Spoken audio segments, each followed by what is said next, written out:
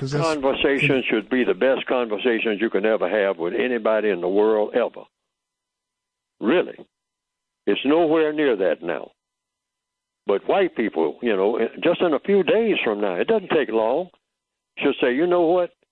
The most stupid acting people in the world and the people that you avoid talking to on the elevator or anywhere else because they do nothing but stupid talk are black people. But in a few days or just in a few hours, if we just choose to do it, that's all we got to do.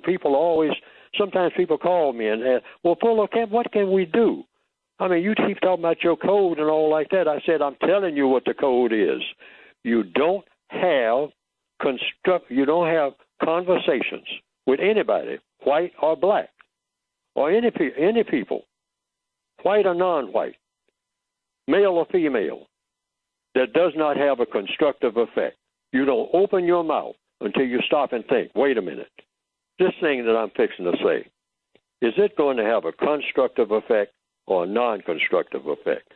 Now, suppose black conversation was codified in such a way that a black person never opened his or her mouth without saying something that is absolutely constructive.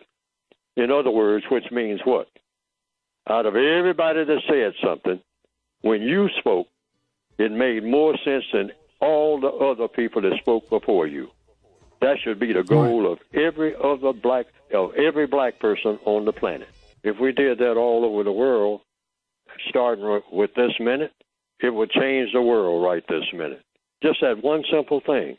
People are always talking about we got to go somewhere and have 15,000 meetings, you know, in which case everybody just stands up talking about how awful it is, or we start talking about, the glories of the pyramids or something like that. But we're not problem solving. See, we need to keep those. And what's the formula for problem solving?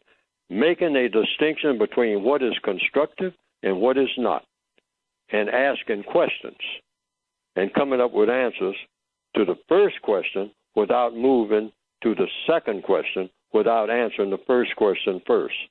That's another thing in our conversations. We have a tendency, because we're in a hurry, and I understand that. I sometimes get caught up in that.